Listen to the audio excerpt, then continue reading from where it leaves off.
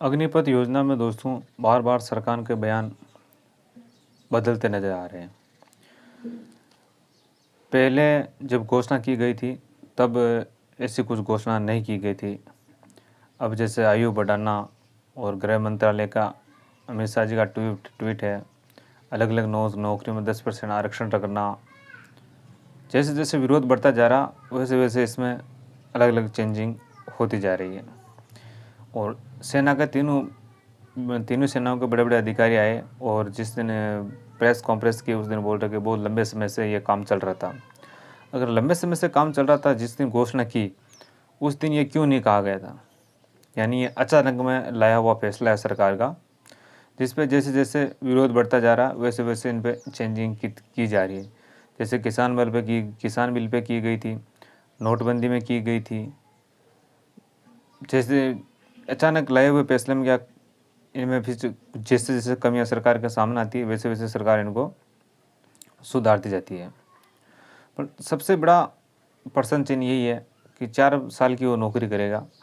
4 साल में वो 6 महीने ट्रेनिंग लेगा और 1 साल में आप उसको 30 दिन की छुट्टी दोगे। 6 महीने की ट्रेनिंग में क्या उसको जो पूर्व सैनिकों में जो मोटिवेशन है, जो पहले सेना में काम कर रहे हैं, उनमें जो मोटिवेशन है, क्या उस 6 महीने में वो अग्निवीर को वो मोटिवेशन मिल पाएगा क्या? मुझे नहीं लगता कि वो मोटिवेशन उसे मिल पाएगा।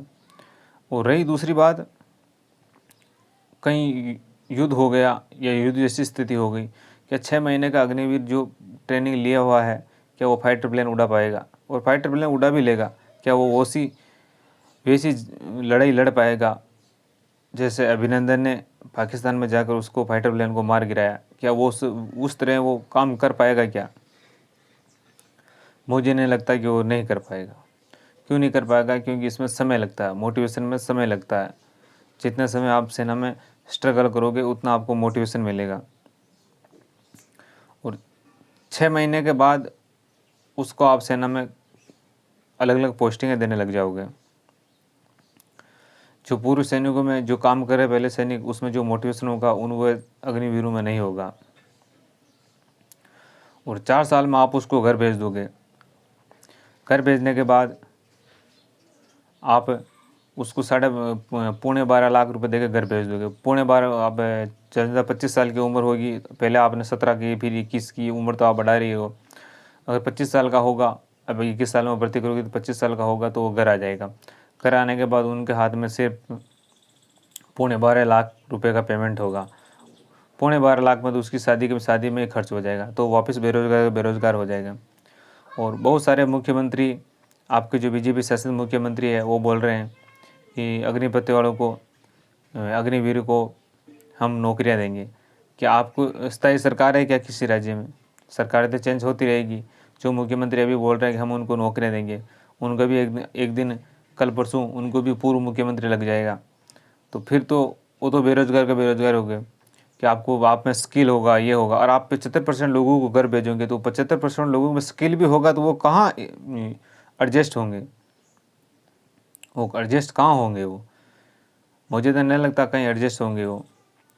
मुझे तो ऐसे लगता है कि उनको एटीएम के बाहर नौकरी करनी पड़ेगी। और बहुत सारे उद्योगपति हैं, उनकी फैक्ट्रियों की चौकीदारी करनी पड़ेगी उनको, और कुछ इसमें मुझे कोई खास नहीं लगता है। इसमें सेना का मोटिवेशन गिरेगा और कुछ नहीं है इसमें। मैं तो सरकार से यही कहूँगा कि अग्निवीर लाए, उसके साथ एक नेता वीर भी अग्निपथ योजना लाए, उसके साथ एक नेता पद योजना भी लानी चाहिए, जिससे देश का भला होता। आप पेंशन की सोच रहे हो कि इसमें पेंशन का खर्चा कम होगा, सेना का रक्षा बजट बढ़ेगा, ये बढ़ेगा। अरे जो देश के लिए सीने पे गोली खाने के लिए तैयार है, आपको उसकी चिंता लग रही कि वो पेंशन क्यों ले रहा है?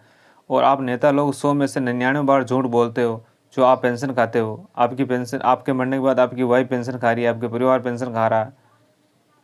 वो उस पर आपको नहीं लगा। आपकी पेंशन काट में उसमें लगा दो ना, वैसे ही आपकी पेंशन को ख़त्म कर दो और सैनिकों में लगा दो, वैसे ही बढ़ जाएगी वो। एक विधायक बनता है तो उसकी पेंशन चालू हो जाती है, सांसद बन गया तो उसकी पेंशन चालू हो गई है, मंत्री बन गया तो उसकी पेंशन चालू हो गई है। फिर उसकी जगह पर चाहे कोई नया मंत्री आ जाता है और वो मंत्री चाहे घर बैठ जाता है तो भी उसकी पेंशन चल रही है, और वो मर गया तो उसकी वाइफ की पेंशन चल रही है। ये पेंशन वाली पे चाहे दोस्तों कौन सी भी पार्टी हो वो विरोध नहीं करती है।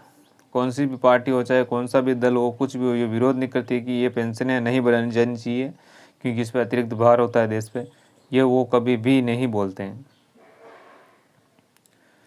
लेकिन जो देश के लिए मर मिटने के लिए, जान देने के लिए तैयार होते हैं सैनिक, उसको पेंशन देने में, उसको सरकार को नौकरी देने में उनको अतिरिक्त भार लग रहा है। और भार इतना क्यों लग रहा है आपको? अगर एक नेता की अगर एक कमाई देख लेना, जो एक नंबर की कमाई है, जो वर्षों से नेता लेते आ रहे हैं, एक नंबर की कमाई का अगर पेमेंट देख लेना तो वो 100 जवानों की सैलरी चुक सकती है। अगर 2 नंबर की नेता की पेमेंट देख ले तो हज़ारों जवानों की सैलरी चुक सकती है। तो आप फर्स्ट में तो वो काम करना बंद कर दीजिए, वो जवानों को दे दीजिए। इससे देश मजबूत रहेंगे, आप सुरक्षित रहेंगे, हम सुरक्षित रहेंगे। और इतिहास में हमने देखा है, हमारे पास कोई सबूत नहीं है और आने वाला कल का भी हमारे पास कोई सबूत नहीं है, लेकिन इतिहास में हमने देखा है कि 75% युवाओं को आप घर भेजोगे, सारों को तो नौकरी मिलनी है नहीं है। तो कुछ युवा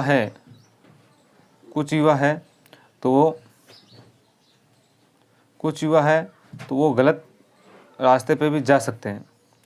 हाँ, हमारे पास ये सबूत नहीं है, एविडेंस नहीं है जाएंगे या नहीं जाएंगे, लेकिन इतिहास में हमने देखा है बहुत ये पहले घटना हुई है।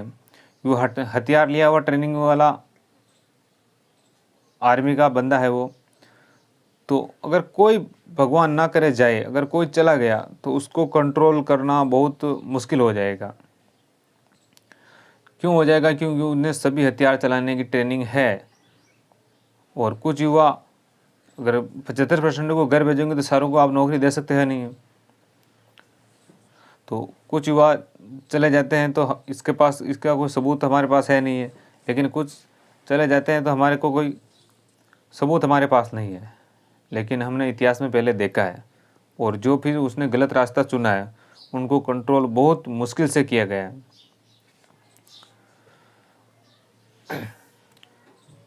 वीडियो पे दोस्तों आपकी क्या राय है, कमेंट करके ज़रूर बताएं। और नए हो दोस्तों तो चैनल को सब्सक्राइब कीजिएगा।